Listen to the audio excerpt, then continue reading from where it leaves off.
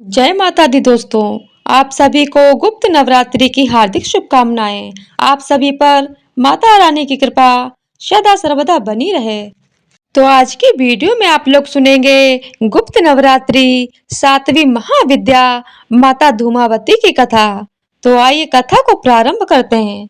गुप्त नवरात्रि में सातवां दिन माँ धूमावती का होता है। माँ धूमावती तंत्र विद्या की सातवीं शक्ति हैं और तंत्र पूजा में कृत्या कारण मारण प्रक्रियाओं जैसी विद्या की सिद्धि भी इनसे ही होती है। देवी का स्वरूप विधवा और उदासीनता का है, इसीलिए गृहस्थ और पारिवारिक परिवेश में माँ की पूजा सुहागन स्त्रियां नहीं करती। देवी के हाथ में सूप दरिद्रता का प्रतीक है और धूम जैसा सफेद रूप शोक का। देवी की सवारी कौवा है और वह एक खुले रथ पर विराजित है जिसे कौवा खींचता है।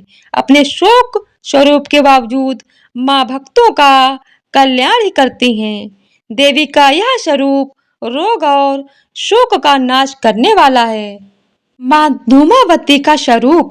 माँ धूमावती कौए पर सवार रहती हैं। यह मनुष्य के जीवन से सुख दुर्भाग्य और दरिद्रता को दूर करती हैं। पंचरात्र के अनुसार उग्र चंडिका उग्र तारा जैसी उग्रता भयंकर प्रवृत्ति वाली देवियों को माँ धूमावती ने अपने शरीर से प्रकट किया है। माँ धूमावती की ध्वनि हजार गीदड़ों के एक साथ चिल्लाने के समान है जो मनुष्य के मन में भय उत्पन्न करती है। माँ धूमावती ने एक बार क्रोध में आकर अपने पति महादेव का भक्षण कर लिया था। धूमावती देवी का संबंध भूख से भी है। माँ धूमावती हमेशा अतृप्त और भूखी रहती हैं, जिसके कारण वह दुष्ट दैत्य का संहार कर उन्हें भोजन के रूप में ग्रहण करती हैं। शास्त्रों में बताया गया है कि माँ देवी धूमावती की पूजा करने से विपत्तियों का नाश होता है और समस्त रोगों से छुटकारा मिलता है। तो आइए जानते हैं माँ धूमावती की पूजन विधि। गुप्त नवरात्रि में माँ धूमावती की पूजा करने के लिए स्नान करने के पश्चात काले रंग के वस्त्र धारण करें। अब अपने घर के पूजा कक्ष में पश्चिम दिशा की ओर मुख करके बैठ जाएं। अब अपने सामने एक लकड़ी की चौकी रखें। इस चौकी पर गंगा जल छिड़क कर इसे शुद्ध करें। अब चौकी पर स्लेटी रंग का कपड़ा बिछाकर माँ धूमावती की मूर्ति चित्र या यंत्र स्थापित करें। माँ के सामने सरसों के तेल का दीपक जलाएं। लोबान से धूप करें और राख या भभूति से माँ को तिलक करें। माँ धूमावती को 2 रंग के पुष्प अर्पित करें और भोग के रूप में उड़द के दाल की खिचड़ी चढ़ाएं। माँ धूमावती के मंत्र का 108 बार जाप करें। पूजा संपन्न होने के पश्चात माँ को चढ़ाया हुआ भोग सभी लोगों में वितरित करने के पश्चात चितकबरी गाय को खिला दें।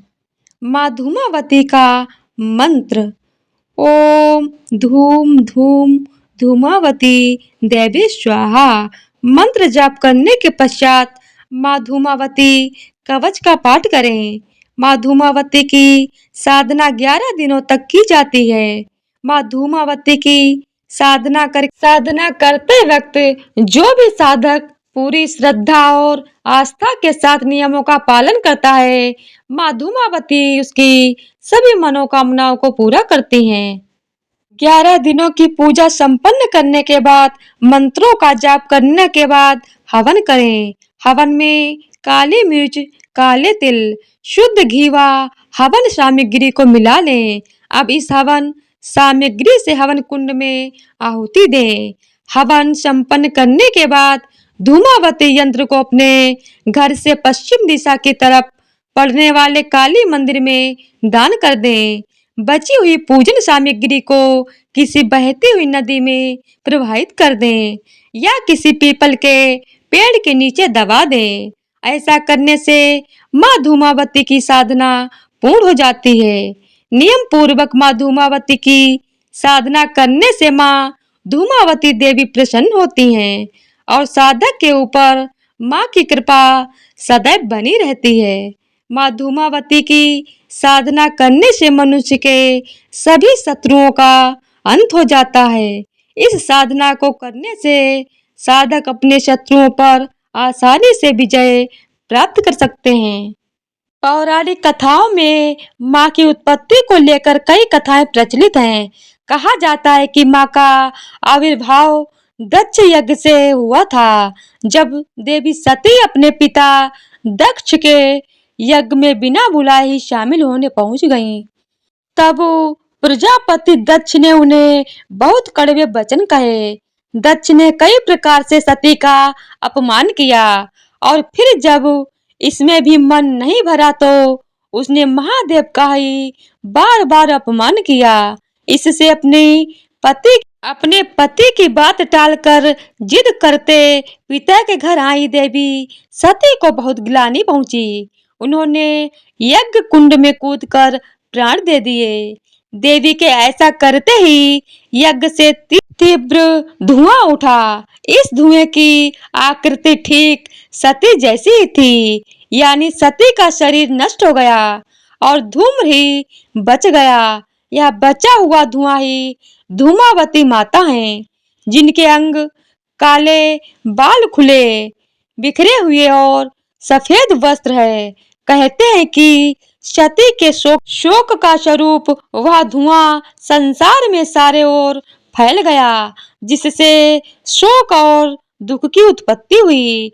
इसके पहले संसार में सुख ही सुख था। धूमावती माँ की पूजा इसीलिए की जाती है कि वह जीवन में घेर रहे दुख को अपने में समेट लें और हम सबको सुख प्रदान करें। एक और कथा बहुत प्रचलित है। कहते हैं कि देवी सती कैलाश के वातावरण की आदी नहीं थी। एक दिन वह और महादेव भ्रमण कर रहे थे। इसी दौरान देवी सती को भूख लगी, लेकिन महादेव ने कहा कि वह तो भांग धतूरा बेलपत्र ही ग्रहण करते हैं। भूख के कारण सती के अंदर की आदि शक्ति जागने लगी और वह उसे नियंत्रित नहीं कर सकी। इसीलिए देवी ने क्रोध में आकर महादेव को ही निगल लिया। तब भगवान विष्णु ने आकर देवी की प्रार्थना कर उन्हें शांत किया और उन्हें महादेव को मुक्त करवाया। महादेव के संसार में नहीं न रहने से संसार में अंधकार छा गया और देवी सती अनजाने में ही विधवा हो गईं। इस तरह उन्हें धूमावती नाम मिला।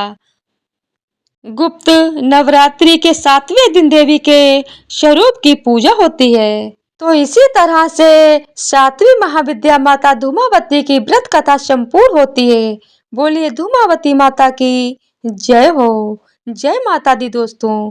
तो आज की वीडियो अगर आप लोगों को पसंद आई हो तो वीडियो को लाइक, शेयर और चैनल को सब्सक्राइब कर दीजिएगा। जय माता दी।